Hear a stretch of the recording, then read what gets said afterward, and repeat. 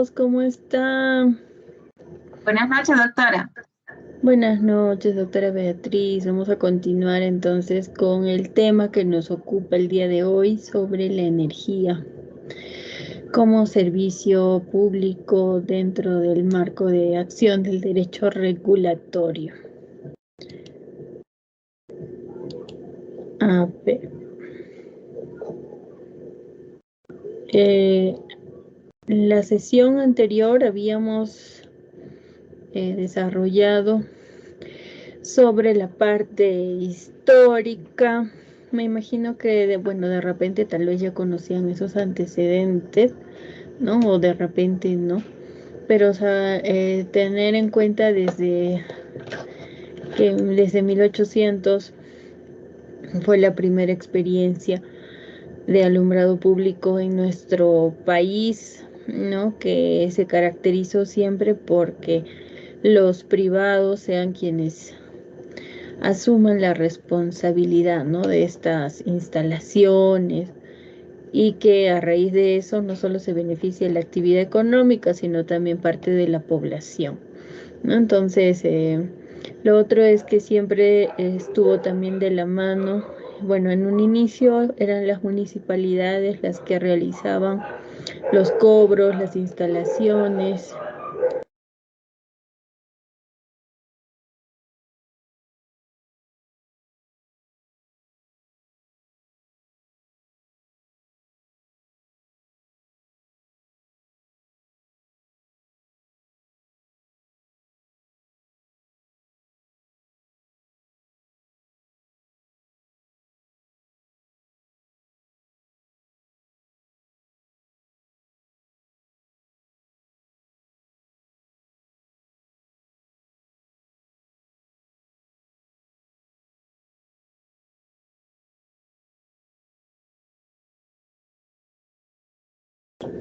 Listo.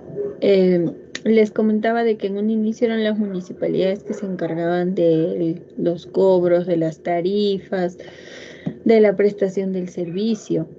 Después fue a cargo del Ministerio de Fomento y después a cargo de lo que se conoce como el Ministerio de Energía y Minas, ¿no? Entonces, existía un sistema muy desarticulado para luego formar un sistema más interconectado, ¿no? Entonces, se pasó de la actividad netamente privada a la concentración de estos, del servicio público de electricidad en manos del Estado, ¿no es cierto? Entonces, para llegar a un punto de quiebre justamente en la década de los 80 y a partir de los 90 ya se desconcentró, ¿no? A través de estas asociaciones público-privadas y se consolida esas reglas de mercado en este acápite que se conoce como Constitución Económica. También es importante de que dentro del marco de acción del derecho regulatorio no solamente tiene que ver con la prestación del servicio, ¿no? Las reglas en la prestación del servicio a la que se sujetan a quienes se otorgan las concesiones, sino que también regula las relaciones entre el consumidor y el prestador del servicio, ¿no? Entonces hay dos actividades en donde interactúan los organismos reguladores, ¿no? Entonces, esos son los hitos importantes, digamos, que a los que hemos abordado en la clase anterior. Hoy día les quiero compartir también algunos lineamientos claros sobre la protección del medio ambiente en cuanto a la actividad de electricidad. Ya en la clase del día miércoles les había compartido, ¿no? Estos casos emblemáticos, como por ejemplo las represas o las hidroeléctricas en el Marañón y la hidroeléctrica en Inambari, ¿no? Proyectos que en la actualidad están en stand-by y que cuando se hace el análisis costo-beneficio, ¿no? Si bien van a garantizar o van a proveer de energía al país y también en el caso concreto de Inambari a un país limítrofe, el impacto ambiental que genera es 10 veces más alto, ¿no? Que las ganancias que se van a obtener por la venta de energía. Entonces, el objetivo, ya lo habíamos mencionado desde un inicio, es tener una visión integral del sector electricidad. Entonces, vamos a compartir algunos lineamientos, algunas ideas claras sobre el tema de los estudios de impacto ambiental en cuanto al sector electricidad. ¿Ya? Entonces, hemos hablado, ¿no? de estas concesiones que se otorgan, ya sean temporales o ya sean permanentes, para la generación, para la transmisión, ¿no? Básicamente para las cuestiones de generación, ¿ya? Porque para transmisión a veces se necesitan solamente servidumbres, ¿no? Porque son unas redes de alta tensión, ¿no? Pero para la generación sí, y más aún si se trata de hidroeléctricas, ¿ya? Entonces, en ese caso es necesario que el titular presente un estudio de impacto ambiental, ¿no? Ya sabemos que la competencia inicial para la evaluación de este estudio de impacto ambiental, ¿no? A través del EVAP, va a ser a cargo del SENACE, ¿no? Que se va a encargar de, primero, de clasificar el estudio de impacto ambiental, y segundo, se va a encargar también de aprobar el estudio de impacto ambiental, ¿ya? Entonces, también lo que necesitamos tener claro es que ya lo habíamos puesto también al inicio, ¿no? De que estos recursos naturales forman parte del patrimonio del Estado. Entonces, a través de esta figura del dominio eminencial, el Estado se desprende de ella de manera temporal y se les otorga a un particular a través de una concesión. Entonces, el explotar esa concesión también implica obligaciones de tipo ambiental, ¿ya? Eh, Aparte de pagar el derecho de vigencia, aparte de pagar el impuesto a la renta, ¿no? Y hemos visto que esto también tiene que ver con el canon energético, ¿no? Entonces, son formas en las que se compensan, digamos, los daños que se puedan causar en la generación de de la energía hidroeléctrica, ¿ya? Entonces, el sistema o la ley del sistema de estudios de evaluación de impacto ambiental señalan criterios mínimos, ¿no? Para la elaboración de estos estudios de impacto ambiental. Entonces, uno de ellos es el estudio de línea base para determinar la situación ambiental del lugar en el que se llevará a cabo la actividad, una descripción detallada del proyecto, la identificación y evaluación de impactos ambientales previsibles, ¿no? El detalle del programa de manejo ambiental, el plan de contingencia y el programa de monitoreo. Básicamente para evaluar, ¿no? Los impactos ambientales, ¿sí? Básicamente eso es lo importante, ¿no? Luego, lo otro es cuáles son estas obligaciones ambientales que son importantes. Estos proyectos deben ser diseñados, construidos, operados y cerrados de modo que no originen condiciones inestables ambientales, especialmente la erosión e inestabilidad de taludes, daños en la biodiversidad. Básicamente, en el caso de este tipo de infraestructuras en las fajas marginales, ¿no? Porque ahí puede haber desprendimientos, porque son infraestructuras de cemento. Entonces, ahí puede haber de repente algún tipo de riesgo, ¿no? Impacto negativo en las plantas, en peligro de extinción e impactos en la capacidad productiva de especies de plantas de valor alimenticio o farmacéutico. En este ejemplo que les puse del Marañón, ¿no?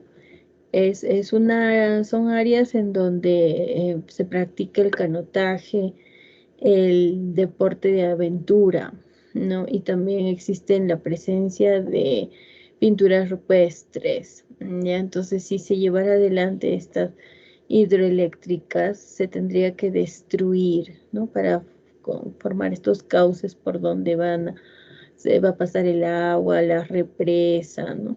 Entonces, toda esta infraestructura alteraría considerablemente el cauce, ¿no? Entonces, esas fracciones del Marañón ya no tendrían la utilidad actual que tienen, ¿no? Porque va a alterar el cauce, la velocidad, etcétera, ¿no? Entonces esa es la preocupación de ese tipo de proyectos. Las obligaciones ambientales en general en el sector eléctrico es evitar o minimizar el conflicto con la tenencia y uso de tierras, proceder de acuerdo a lo que establezca, ¿no? La ley de concesiones, ¿no? Todo este marco normativo especializado que hay en el sector eléctrico, evitar o minimizar estos impactos ambientales negativos, minimizar también efectos estéticos, ¿no? Mitigar efectos sobre la salud, los efectos sobre los recursos naturales, bienes patrimoniales y culturales de las comunidades campesinas y nativas. Entonces, incluso acá, ¿no?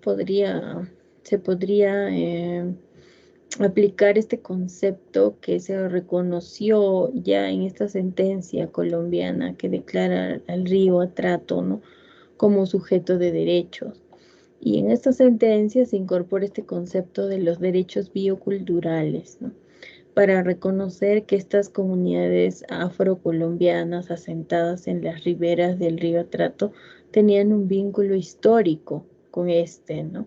Era parte de su idiosincrasia, de su vida cultural. Entonces, estaban vinculados a ella incluso sus ancestros, ¿no? Entonces, y a la par también es un ecosistema altamente impactado por actividades humanas como la minería ilegal, la tala, entre otros, ¿no? Entonces, cuando hablamos de minimizar estos efectos sobre los recursos naturales, bienes patrimoniales y culturales, ¿no?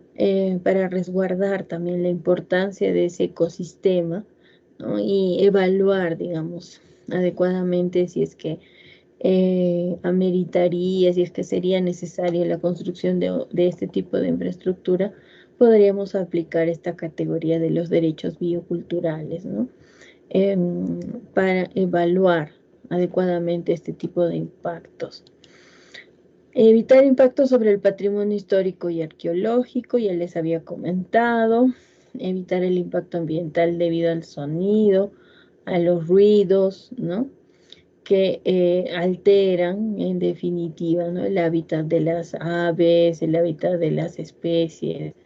Eh, Cuando, por ejemplo, se contaminan estos ríos o estos lagos, en definitiva ya no sirven, ¿no? Como un espacio para albergar vida, ¿no? Entonces se empiezan a alejar las especies. Entonces, desarrollar planes de contingencia ante cualquier emergencia producida por derrames de combustible, materiales tóxicos. Minimizar la descarga de desechos sólidos, de preferencia impedirlo, ¿no? Porque genera de todas maneras impactos en el medio ambiente, ¿no? Entonces ahora también está tipificado como un delito. Y en el caso de que luego se verifique luego de una inspección, de una supervisión en materia ambiental, ¿no? También puede ser pasible de una sanción administrativa, ¿ya? Presentar el informe del ejercicio anterior suscrito por el auditor ambiental, dando cuenta sobre el cumplimiento de la legislación ambiental vigente, las recomendaciones del estudio de impacto ambiental, efectuar el muestreo de fluentes, análisis químicos, ¿no? Esto forma parte ya del plan de monitoreo, ¿no? Presentar o SINERMIN el informe, ¿no? Sobre estos aspectos ambientales significativos, así como los mecanismos que se han diseñado para mitigar el impacto al ambiente. ¿Ya? Entonces,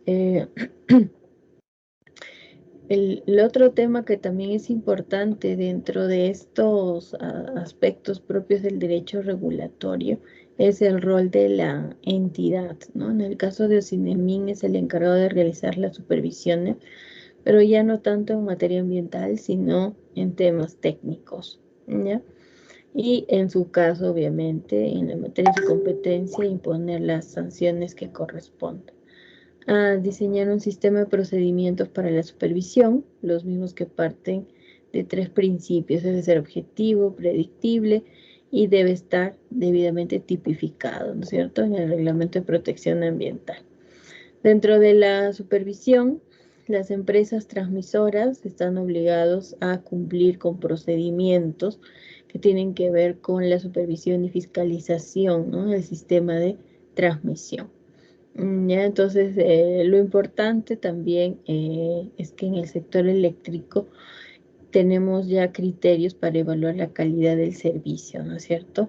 Porque pasamos de un momento en donde, debido al conflicto interno, se había afectado, ¿no?, seriamente la capacidad de prestación del servicio, ¿no? Estábamos en constantes apagones, eh, se había perdido bastante infraestructura producto de esa violencia interna. Entonces fue necesario recuperar esa confianza, ¿no? Entonces, y por eso es que se evalúa, se mide la calidad en la prestación del servicio con criterios que se pueden medir. Es lo importante, me parece, de esa metodología, ¿no? Entonces, hay una supervisión también de deficiencias en seguridad en líneas de transmisión. Algo que me llamó la atención de lo que compartíamos en la clase del miércoles, ¿no?, es que este fue uno de los sectores que, ni bien nació, ¿no?, eh, ya se estaba pensando en elaborar un código de seguridad, ¿no?, en electricidad. Ya, porque la manipulación sin equipos de protección especial de estas instalaciones, ¿no?, puede causar en definitiva la muerte de las personas, ¿no?, por riesgos eléctricos, ¿ya? Entonces fue una preocupación y se logró, ¿no?, aprobar este código de seguridad. Entonces, y actualmente también tenemos, ¿no?, nuestra Ley de Seguridad y Salud en el Trabajo, que hay una ley madre, su reglamento, y cada sector tiene su propio reglamento de seguridad y salud en el trabajo, ¿no?, con criterios generales para todos, y también permite que cada sector, en función a su especificidad, ¿no?, establezcan criterios para el sector construcción, sector electricidad, minero, pesquero, ¿no?, entre otros. ¿Ya? Entonces, por ejemplo, aquí menciona, ¿no?, en la investigación de accidentes, ¿ya? De accidentes y también de incidentes, ¿no?, porque un accidente a veces puede llevar a una incapacidad temporal o una incapacidad permanente, ¿no? Eh, y en el sector eléctrico esto es mucho más visible, ¿no? Entonces, otra de las características que también es propio del sector eléctrico es esto del sector electricidad, ¿no?, y de todas las ramas que corresponde el derecho regulatorio, es la búsqueda de la seguridad jurídica de estos convenios de estabilidad, ¿no? Aquí la palabra clave es la seguridad jurídica, ¿no? Entonces, ya en la sesión anterior habíamos comentado un poco sobre estos criterios. A ver. Listo. Habíamos comentado un poco de estos criterios, ¿no? En el sentido de que forma parte de estos principios, ¿no?, que contempla la Constitución económica, ¿no? La seguridad que deben tener los titulares de estas concesiones para que puedan invertir, ¿no?, en estas diversas etapas, en la de generación, transmisión, ¿no? Recuperar la inversión que ellos puedan hacer, y también tener un margen de ganancia, ¿no? Esto se logra a través de este tipo de contratos, ¿no?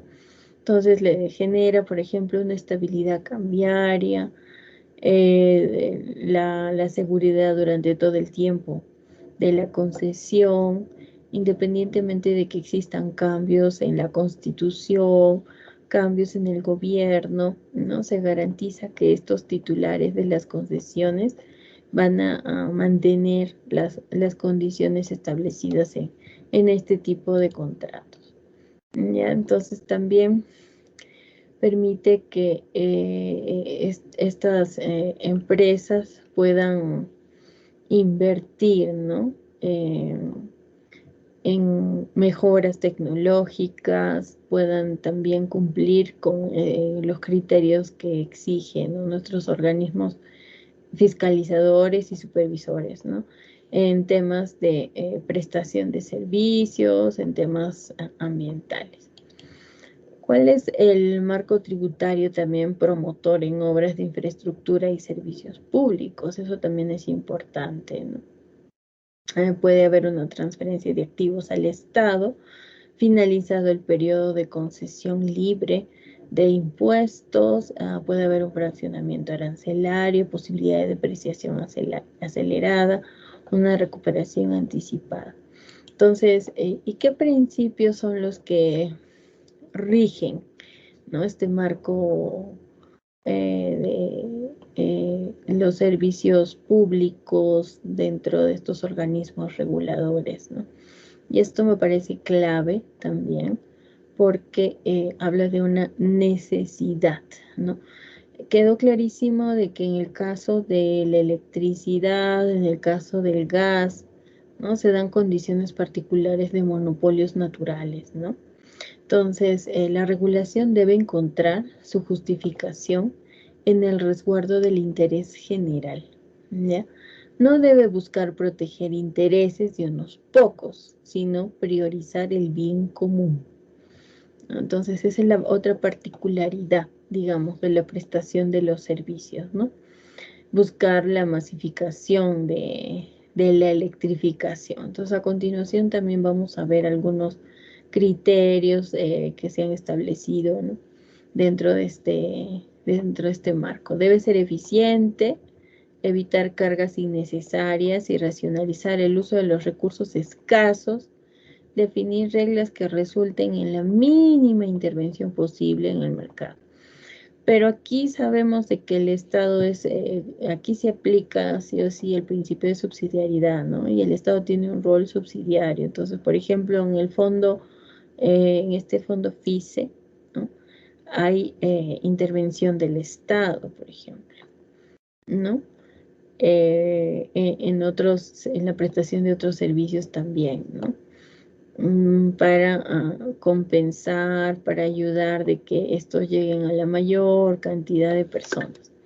La proporcionalidad, establecer medidas que sean proporcionales al objetivo buscado, evitar regulaciones que generen pequeñas mejoras, pero a la vez impongan grandes restricciones a la actividad económica. Lo otro, lo que estábamos comentando era sobre la seguridad jurídica. La regulación debe ser estable, debe ser predecible. Los agentes que participan de las actividades económicas, personas, empresas, pueden actuar con conocimiento y pueden prever las consecuencias de sus actos, ¿no? Entonces, estamos hablando de inversiones por parte del Estado, ¿no? Y también de los particulares.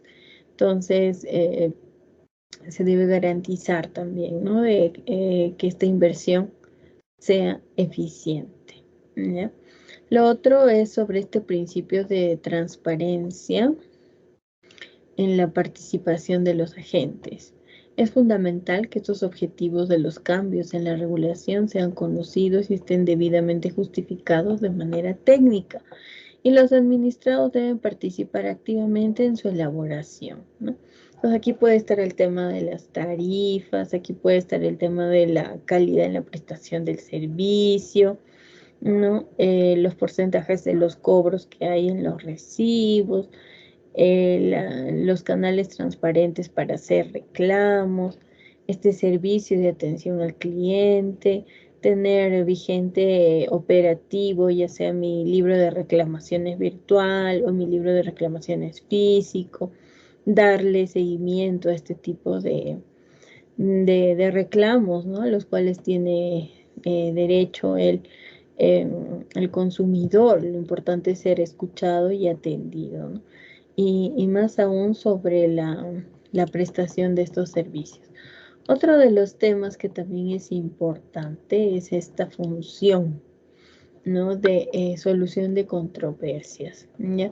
Los organismos reguladores son las instancias técnicas y tienen el conocimiento necesario para resolver los siguientes conflictos entre agentes privados, entre empresas, entre estas y sus usuarios libres o entre estos últimos, ¿no? Entonces, usualmente utilizamos el procedimiento administrativo trilateral. Entonces, los organismos reguladores van a resolver en segunda y última instancia administrativa la controversia entre usuarios y sus prestadores.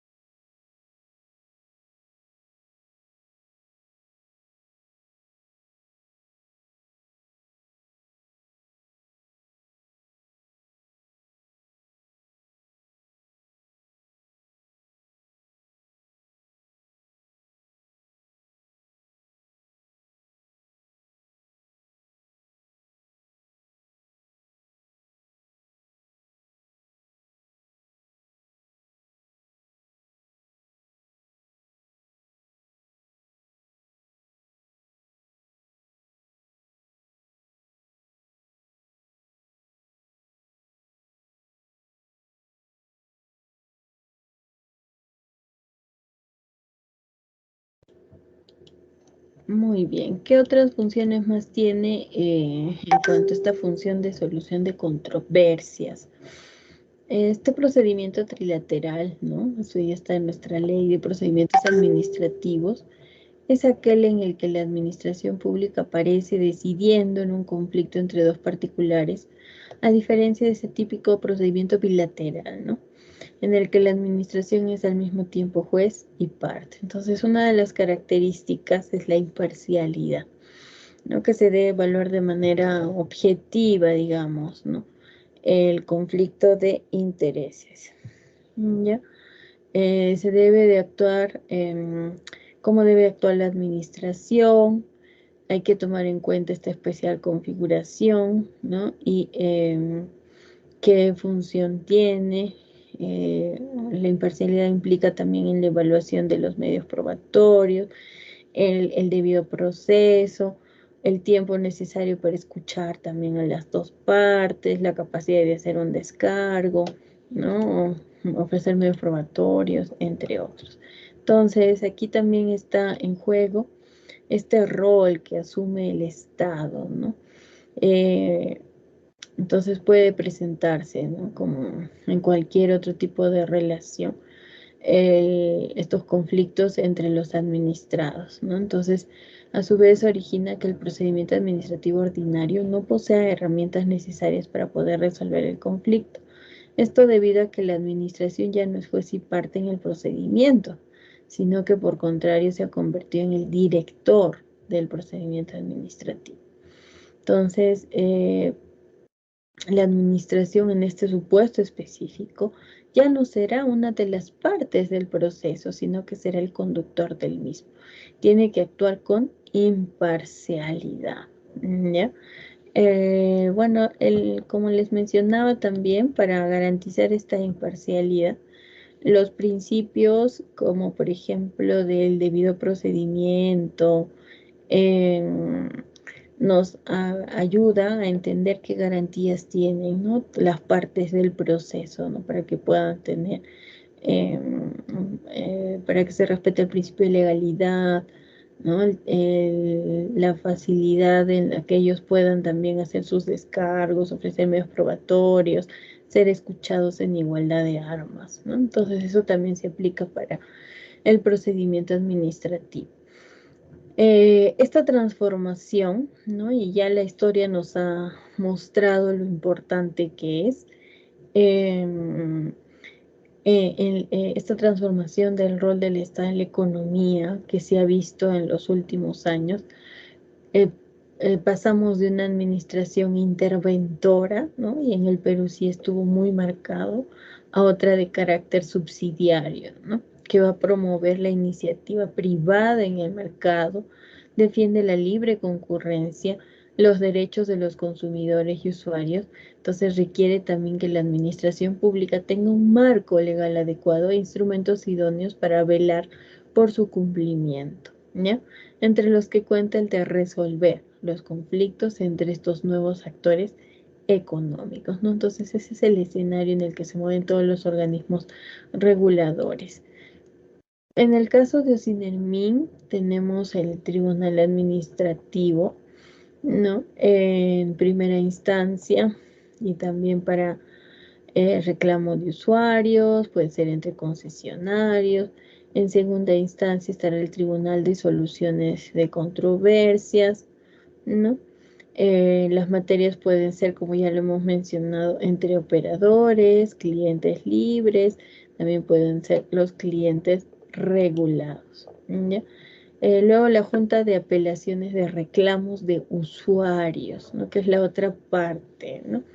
Entonces, al ser el organismo regulador distinto al prestador del servicio, ¿no? Eso hace que se confíe, digamos, en la imparcialidad también de este órgano resolutor de reclamos de los usuarios, ¿no? Entonces es este órgano especializado que va a resolver en segunda instancia y última administrativa los reclamos de usuarios del servicio público de electricidad y gas natural, ¿no? Por red de ductos. Entonces resuelve de forma definitiva las quejas de los usuarios, concede o deniega medidas cautelares y el órgano resolutivo de primera instancia en procedimientos sancionadores. ¿Bien? Entonces ahí clientes regulados también pueden presentar sus reclamos. Ahí están las empresas concesionarias en primera instancia y estas juntas de apelaciones o el trazo en segunda instancia. Entonces, la competencia de esta junta es conocer los reclamos de los usuarios, ¿no? Y la competencia es reconocer y resolver en segunda y última instancia administrativa estos recursos de apelación respecto de resoluciones sancionadoras, ¿no? De multas, las que imponen las multas, sobre medidas cautelares, medidas correctivas, medidas de seguridad, dictadas en procedimientos administrativos sancionadores, ¿no? Seguidos en primera instancia ante los órganos funcionales competentes de OCINELMI. Entonces, su función es resolver en segunda y última instancia administrativa estos recursos de apelación bajo su competencia. También resuelve quejas por deficiencias en que se puede haber incurrido los órganos competentes de primera instancia de OCINELMIN en lo referente a multas coercitivas, ¿no? Procedimientos sancionadores, medidas correctivas, etcétera. Aprobar en sala plena los precedentes de observancia obligatoria, aprobar en sala plena sus lineamientos resolutivos, ¿no? Entonces también están formados por órganos colegiados especializados en la materia, ¿ya? Entonces estas son las infografías, digamos, del Tribunal de Apelación de Sanciones, de estas juntas, ¿no?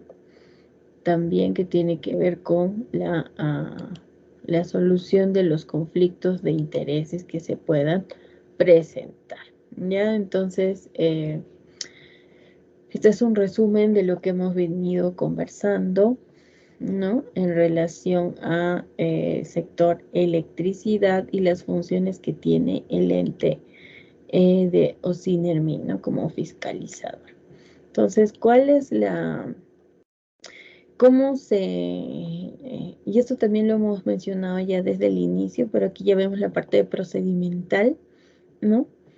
Este organismo regulador tiene que ver, ¿no? Resolver conflictos entre los prestadores del servicio y también dar protección al consumidor del servicio, ¿ya? Eso es lo interesante, ¿de acuerdo? Entonces, para la atención de la protección al consumidor en el sector de energía, el órgano responsable es el JARU, que es la Junta de Apelaciones de Reclamos de Usuarios, ¿sí? Resuelve en segunda y última instancia administrativa los reclamos formulados por los usuarios regulados contra los concesionarios de distribución de electricidad y gas natural. Resuelve las quejas de los usuarios regulados contra las concesionarias de distribución de electricidad, gas natural que les brinda el servicio por defectos de tramitación del procedimiento administrativo de reclamo.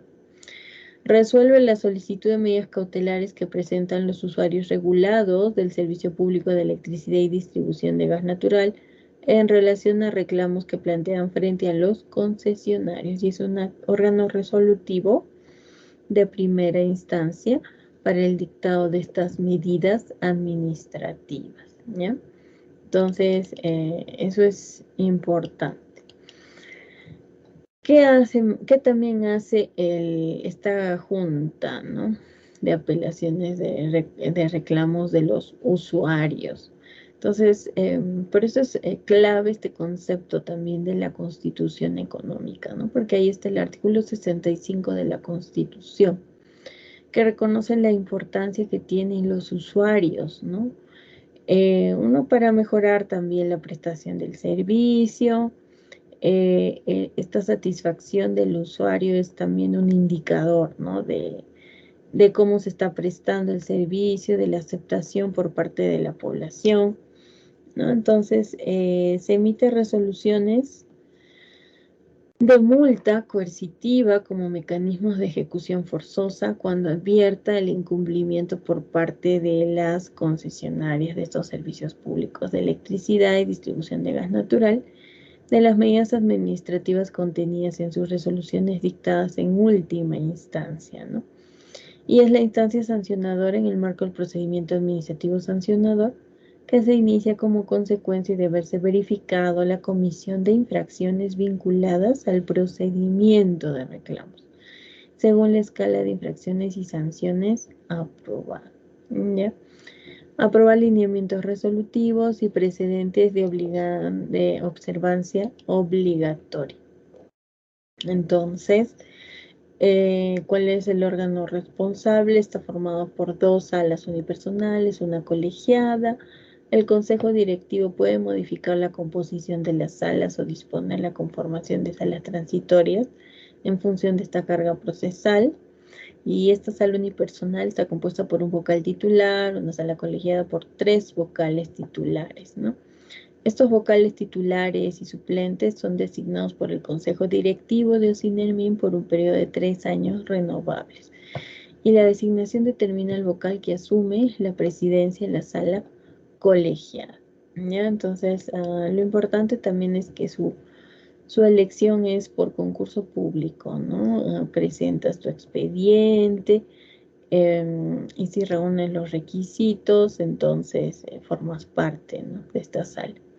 Tiene competencia para resolver apelaciones, medidas cautelares, quejas referidos a una materia cuya cuantía en discusión no supera el valor de 2 UITs, y actúa como órgano sancionador respecto del incumplimiento a la normativa sobre el procedimiento de reclamos en aquellos procedimientos que previamente hubieran conocido sean de su competencia. Entonces va a expedir también resoluciones de multa coercitiva por incumplimiento de resoluciones que hubiera expedido sobre apelaciones, quejas y medidas cautelares, ¿ya?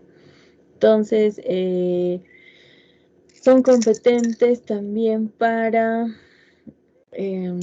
resolver estas apelaciones, medidas cautelares, quejas, apelaciones a consecuencia de la complejidad del asunto en apelación, sean derivados por esta Secretaría Técnica Adjunta, de esta sala unipersonal. Es un órgano sancionador si hay incumplimiento de normativas sobre el procedimiento de reclamos en aquellos procedimientos que previamente hubiera conocido, sean de su competencia. expide resoluciones de multas coercitivas por incumplimiento de sus resoluciones que hubieran expedido sobre apelaciones, quejas y medidas cautelares. Entonces, su sistema está diseñado justamente para atender a estos dos públicos, ¿no es cierto? Al usuario, al consumidor y también a los proveedores, ¿no? Porque puede haber conflictos entre prestadores del servicio, ¿ya? Entonces, otro de los temas importantes es este de la política energética nacional, ¿no? Que tiene una visión del 2010 al 2040, ¿de acuerdo? ¿Y cuál es la visión del sector energía, ¿no?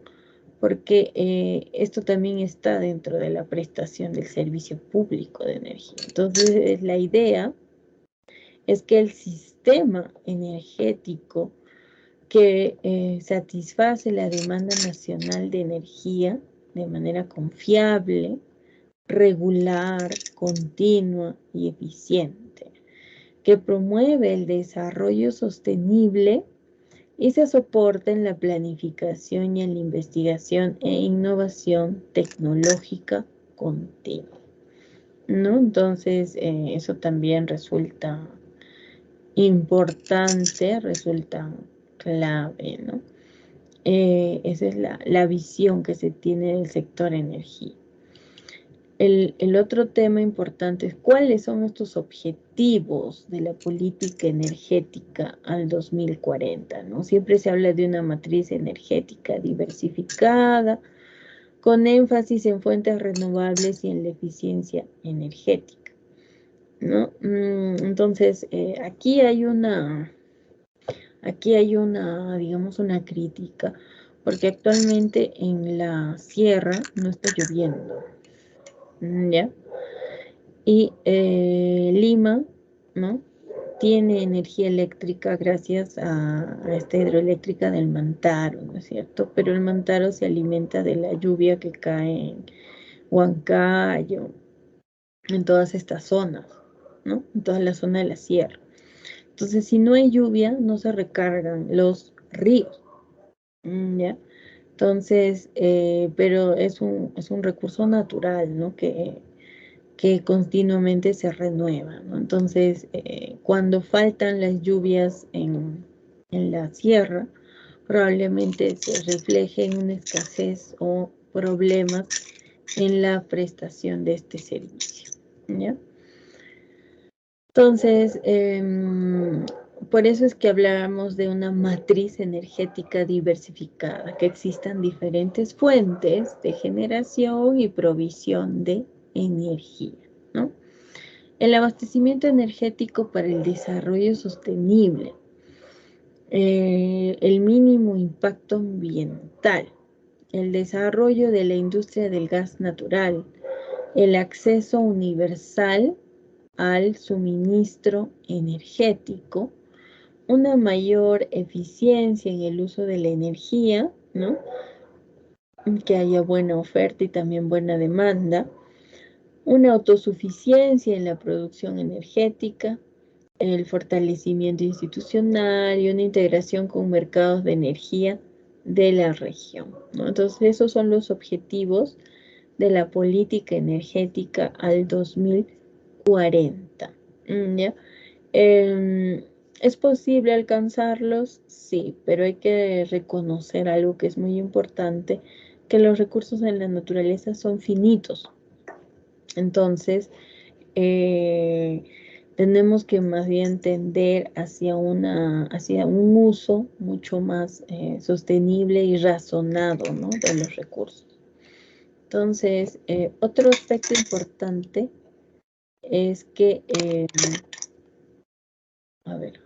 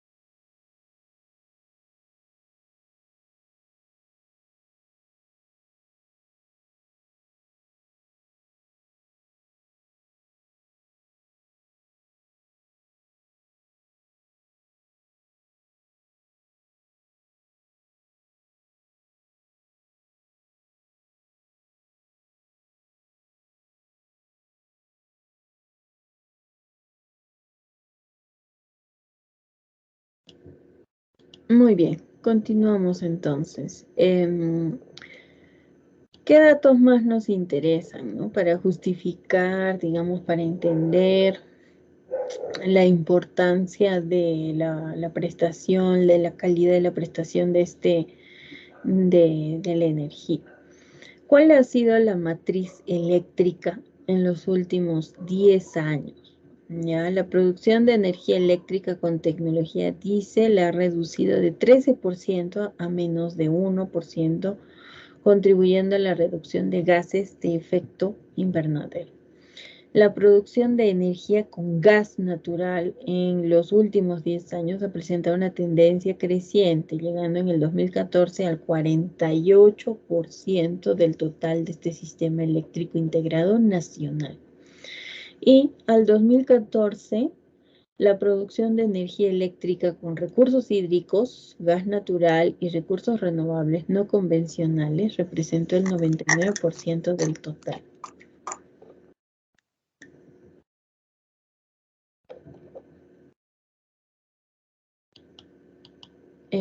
¿Cuál es el potencial energético que tenemos en nuestro país? ¿Ya?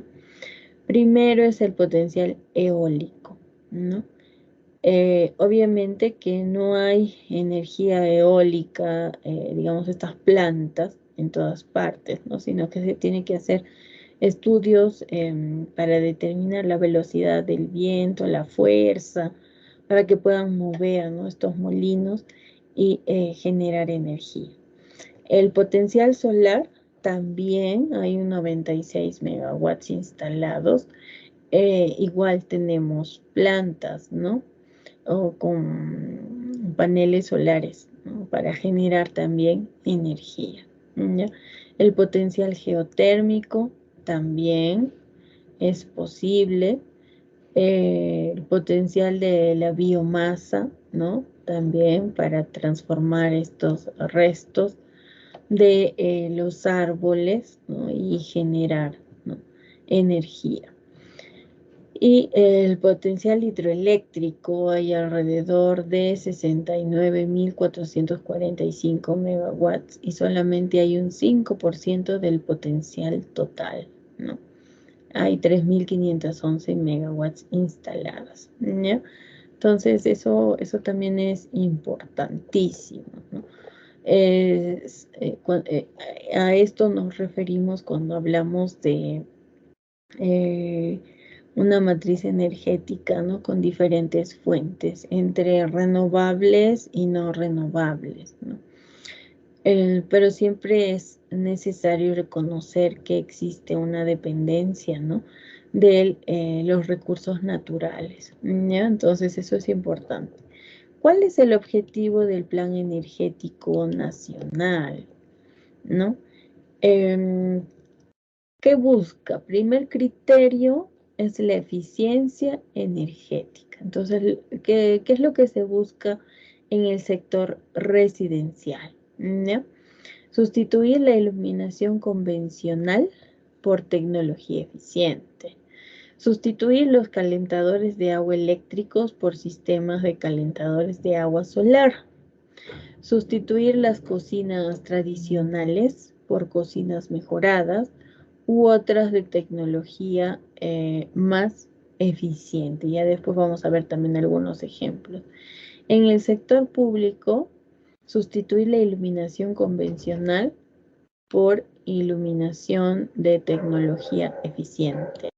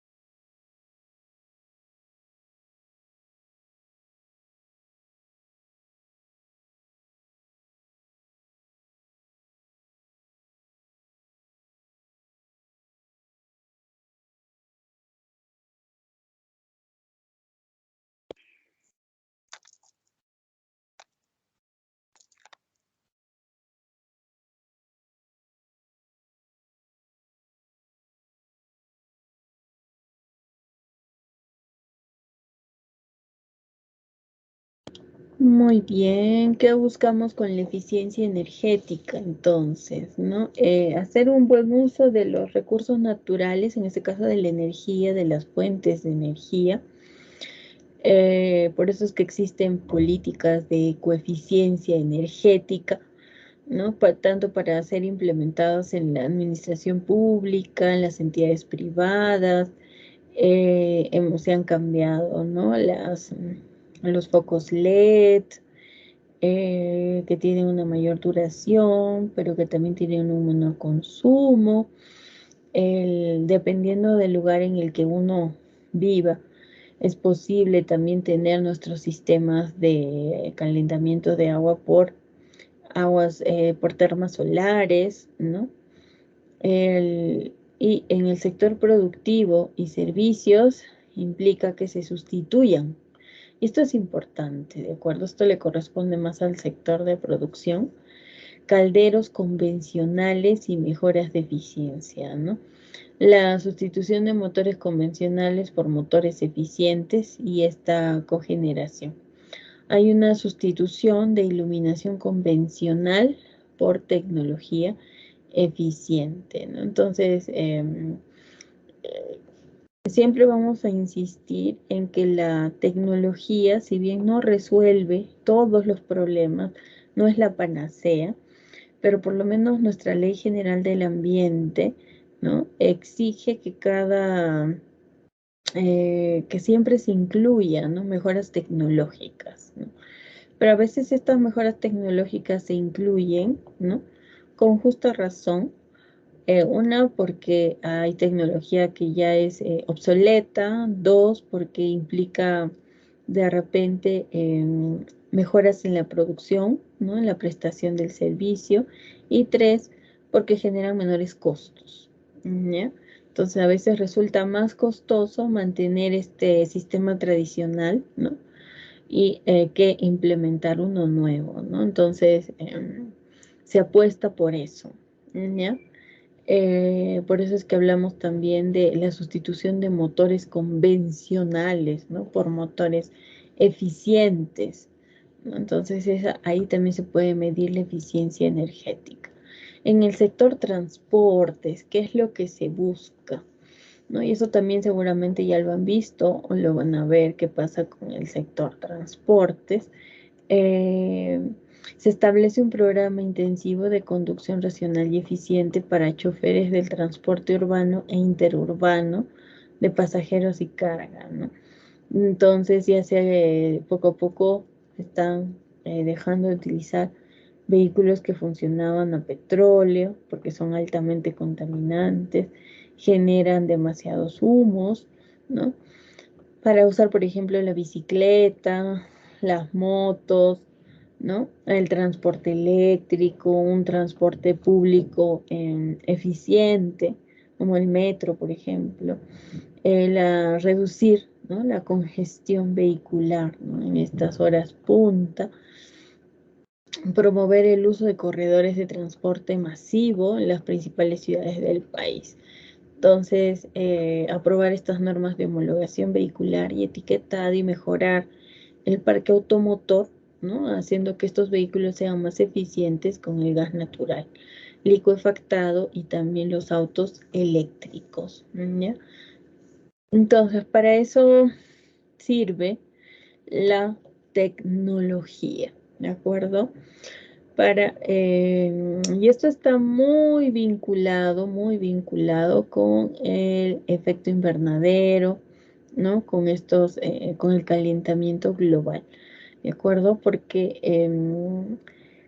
estos vehículos, ¿no? Que funcionaban, como mencionaba, con petróleo, generan mucho CO2, ¿no? Y entonces esto termina incrementando considerablemente nuestros gases de efecto invernadero. Entonces, cuando se cambia esta matriz, ¿no? Cuando se deja de usar ese tipo de combustible y se utiliza el gas natural liquefactado, los vehículos eléctricos, el gas natural, etcétera, genera menos contaminación, ¿ya? Entonces, esto está muy ligado con el cambio climático. En cuanto a la eficiencia energética, esto también es clave, ¿de acuerdo? Por eso lo hemos puesto aquí, ¿no? Porque esta prestación del servicio no va a ser bueno por sí mismo, ¿no? Necesita la participación de toda la población, ¿ya? Entonces, se habla, ¿no? De una cultura de eficiencia energética en todos los niveles educativos. Entonces, esto parte de la mano también de la educación ambiental, ¿no? Aparte de informar sobre los riesgos eléctricos, ¿sí? De electrocución, de no manipularlos con la mano mojada, de no introducir los dedos en estas conexiones, en no tener conexiones clandestinas, ¿no? Cables en mal estado, desenchufar adecuadamente el cargador del celular, apagar todos los equipos o electrodomésticos que no se utilizan, ¿no? Por ejemplo, el diseño de los edificios debe priorizar que estas viviendas, ¿no? Tengan luz natural durante la mayor parte del día, de tal forma que se reduzca el consumo de electricidad, ¿sí? Entonces, y también incluso ahora ya se instalan en estos edificios sensores, ¿no? De movimiento, de tal forma que solo cuando alguien ingresa a la habitación, al pasillo, al servicio higiénico, a la oficina, se enciende la luz, ¿no?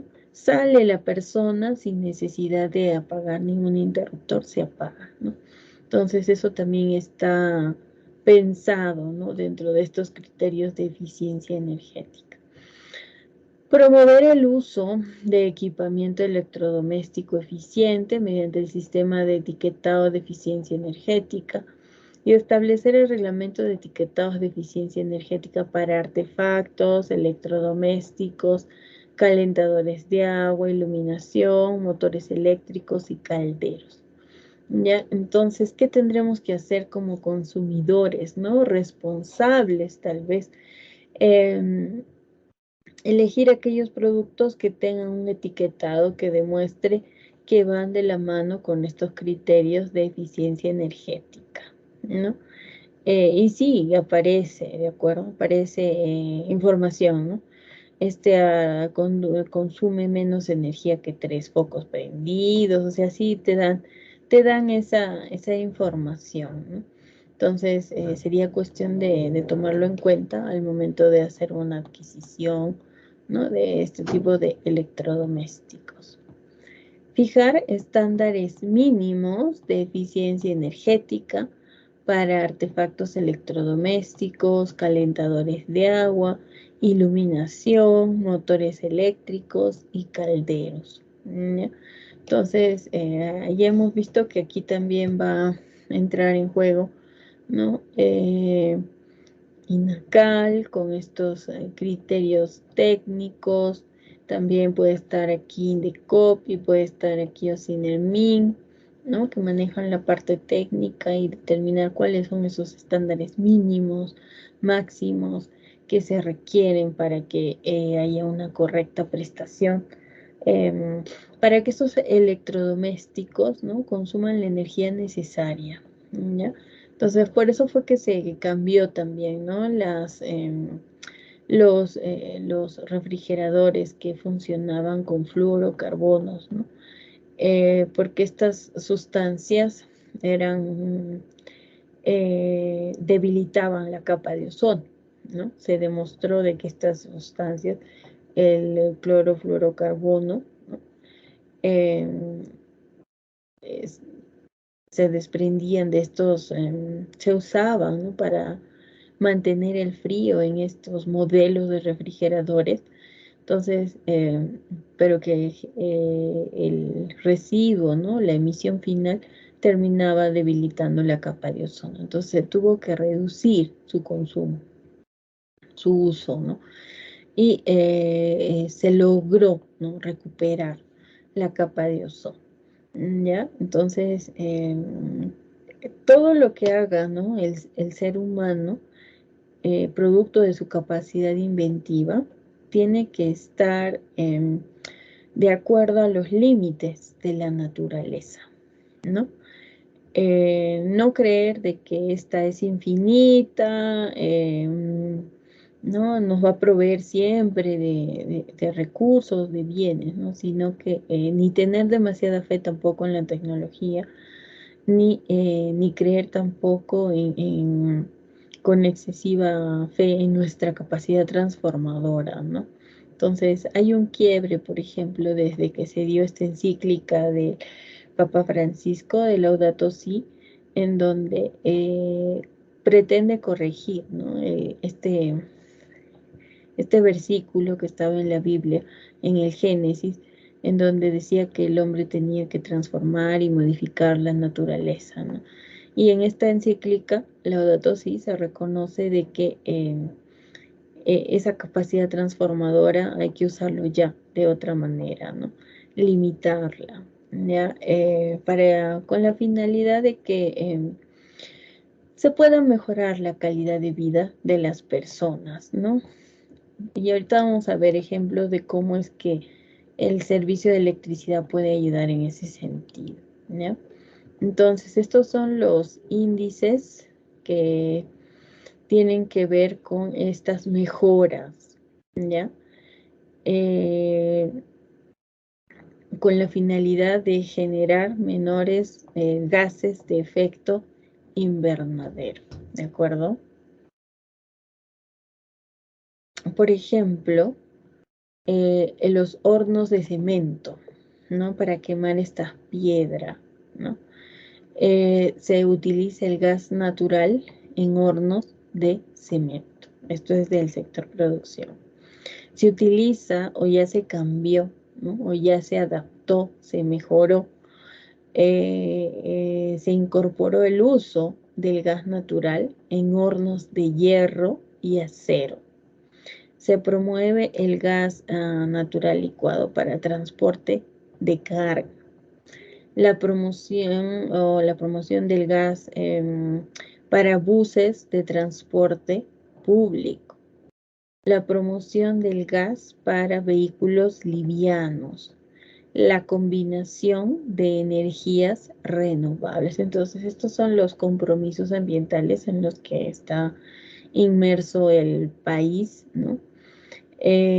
Por los cuales también recibe una compensación económica justamente para invertir en estudios tecnológicos, en cambios de matrices energéticas en el sector producción, ¿no? Entonces se ha demostrado de que estos son los espacios en los cuales se podría verificar, ¿no? La reducción de la generación de estos gases de efecto invernadero. Por ejemplo, la reducción de pérdidas técnicas en este sistema eléctrico integrado nacional. El calentamiento de agua, ¿no? O la sustitución, ¿no? El calentamiento de agua eléctrico por sistemas de calentamiento solar, ¿ya? El uso o la masificación del uso de los paneles solares. El reemplazo de las lámparas incandescentes, ¿no?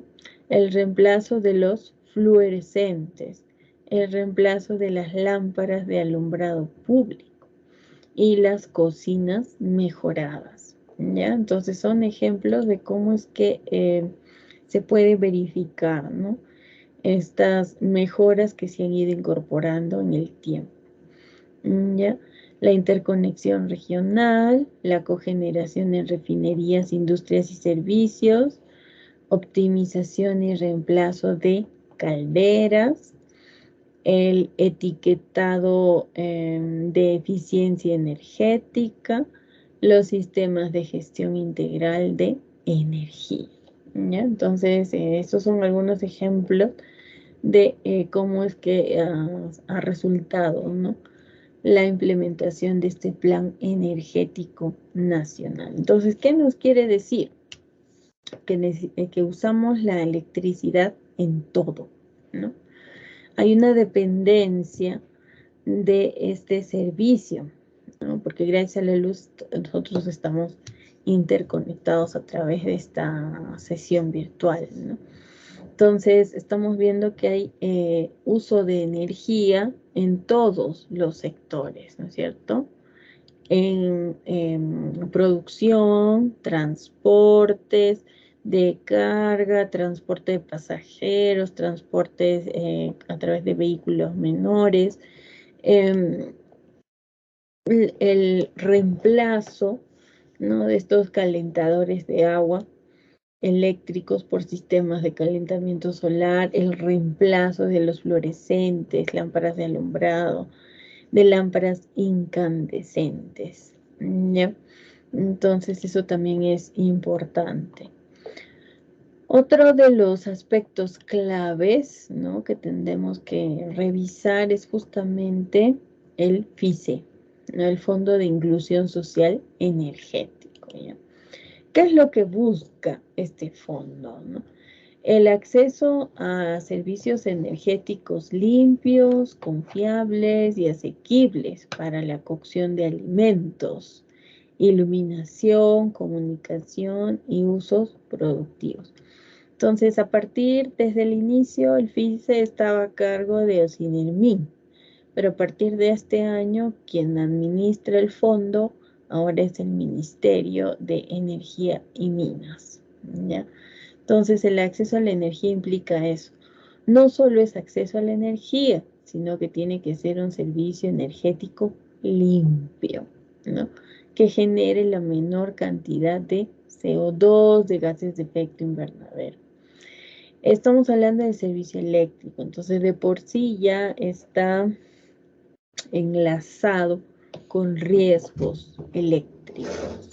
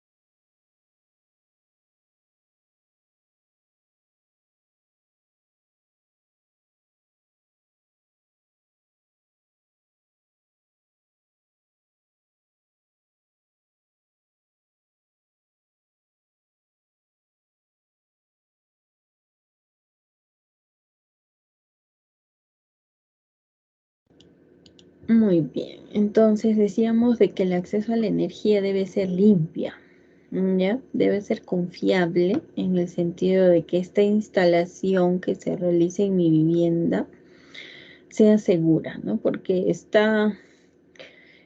cualquier actividad siempre está ligada a un riesgo, a un peligro. Entonces, en el caso de la energía son riesgos eléctricos. Debe ser asequible para cocción de alimentos, iluminación, comunicación y usos productivos, ¿ya?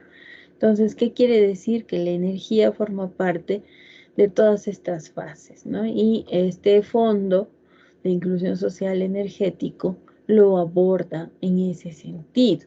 Entonces, ¿qué ocurre cuando hablamos de la prestación de un servicio público, no? Incluso se llega a hablar de la pobreza energética, ¿no? Porque la carencia de estos servicios impacta en la salud de las personas y en el ambiente. Entonces, para FICE se denomina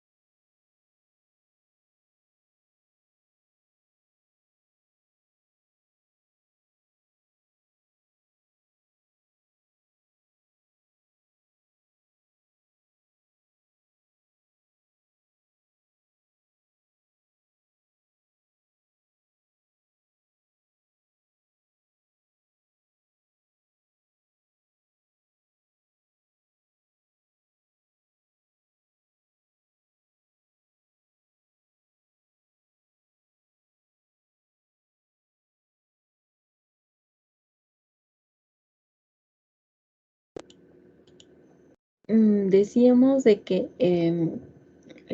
la energía eléctrica estaba presente en todas las fases, ¿no? Del desarrollo de las personas, de las ciudades, de las actividades económicas.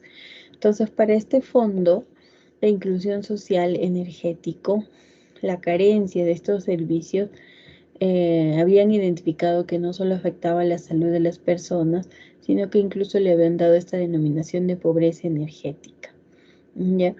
Y porque incrementan, ¿no? Los riesgos, en definitiva, que cuando vayan al centro de salud no puedan ser atendidos adecuadamente porque esa maquinaria, ese equipo requiere de energía eléctrica y a veces esta atención no era posible, ¿no? Y todos aquellos que no tienen acceso a la energía, ¿no? Están considerados dentro de este segmento que se conoce como población vulnerable, ¿ya? Entonces, uno de estos hechos importantes, y fue como les comentaba en la sesión anterior, que llamaba la atención, era de que durante mucho tiempo estos hogares, ¿no? Utilizaban otros materiales para cocinar. Entonces, no solamente eran altamente contaminantes, ¿no? No solo generaban gases de efecto invernadero, sino que también afectaban la salud de las personas, ¿no? Y estamos hablando específicamente del aparato respiratorio, ¿no? Y de todas las enfermedades que puede desencadenar, ¿ya? Entonces, antes eh, de la masificación del consumo, del uso del gas, ¿no? Se utilizaba la bosta, que viene a ser, popularmente hablando, los desechos de los animales, ¿no? Solo gas, leña, que era el 36%, la bosta el 20%, solo utilizaban gas el 14%, gas y otro combustible, que podría ser el petróleo, el 27.3%. Ya, esos son los combustibles utilizados para cocinar sus alimentos en los hogares pobres, ¿no? Y en el caso de los hogares pobres extremos, el 31% utilizaba la bosta, ¿ya? Y el 53% la leña. Un 2% solo gas y un 10% gas y otros combustibles. Entonces había una gran diferencia entre estos grupos de familia, ¿no? Luego, ¿cuáles son? Esto me llamó profundamente la atención, ¿no? Porque aquí está básicamente, por eso les decía hace un ratito de que la luz o la energía en sí servía absolutamente para todo, ¿no? Porque acá ellos lo denominan como canales de la energización. Primero hablamos de aplicaciones, canales y resultados finales, ¿ya? En la aplicación está la iluminación, ¿no? Internet, televisión, el uso de los congeladores, los refrigeradores, neveras, ¿no? La cocina y la maquinaria, ¿ya? ¿Y la iluminación para qué servía? ¿No? Luz para estudiar, luz para trabajar. La televisión, el internet, el hecho de tener un televisor, permite el acceso a la información. Ahora, que esta información sea de calidad, ¿no? Eso es otra cuestión. Pero permite que la población esté informada, ¿no? Porque no solo se trata de la televisión, sino también de la radio, ¿ya? El hecho de tener un refrigerador, congelador, nevera, ¿no? Ayuda a la conservación de los alimentos, ¿ya? Y si yo tengo gas en mi cocina, voy a tener una cocina eficiente, ¿no? Y si yo tengo maquinaria y también tengo energía, entonces probablemente lo voy a utilizar para una actividad económica que estaría dentro de esta parte productiva.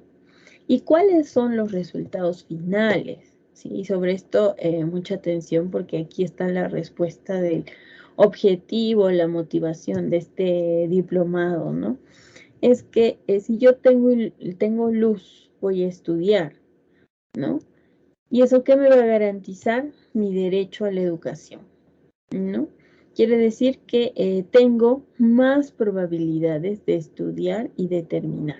No solo primaria, secundaria, sino también educación superior, ¿no? Porque puedo entrar a bases de datos, hacer mis tareas, participar y enviarlas a través de las aulas virtuales o participar a través de este tipo de